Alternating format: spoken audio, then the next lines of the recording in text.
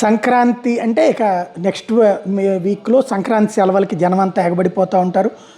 విజయవాడలో ఉన్నటువంటి ఇదే మన ఆంధ్రా నుంచి హైదరాబాద్ వెళ్ళి సెటిల్ అయినటువంటి వాళ్ళందరూ కుటుంబాల దగ్గరకు వస్తూ ఉంటారు. ఆ టైంలో ఇబ్బంది తలెత్తకుండా చూడమని ఇప్పుడు తాజాగా కోమటిరెడ్డి వెంకటరెడ్డి సమీక్ష నిర్వహించారు. గతంలో ఎదురైన అనుభవాల దృష్ట్యా వాహనదారులకు ఎట్లాంటి ఇబ్బందులు తలెత్తద్దని హైదరాబాద్ విజయవాడ మీద జనవరి 8 నుంచి వాహనాల రద్దీ ఎక్కువ ఉంటుంది.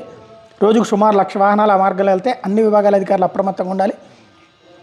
తూఫ్రాన్పేట, అబ్దుల్లాపూర్ మెట్ ప్రాంతాల్లో క్షేత్ర స్థాయిలో కూడా పర్యటిస్తానని చెప్పి ప్రకటించారు.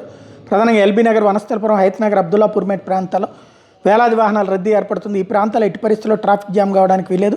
పండగ రద్దీ ఉన్నన్ని రోజులు రోడ్డు మూసేయద్దు, భారీ యంత్రాలతో పనులు చేపట్టదు. అత్యవసరమైతే ట్రాఫిక్ తక్కువ ఉండే రాత్రి వేళ మాత్రమే వేయాలి. రోడ్లపై మట్టి, నిర్మాణ సామాగ్రి యంత్రాలను పూర్తిగా తొలగించాలి. రోడ్డు పనులు జరుగుతున్న ప్రతి చోట పగలు రాత్రి స్పష్టంగా కనిపించాలి. ట్రాఫిక్ బోర్డులు తప్పనిసరిగా ఏర్పాటు చేయాలి. హై విజిబిలిటీ డ్రోన్లు, కోన్లు, బ్యారికేడ్లు ఏర్పాటు చేసే పనులు జరిగే ప్రాంతం, ట్రాఫిక్ వెళ్ళే దారి స్పష్టంగా చూపాలన్నటువంటిది చెప్తున్నారు.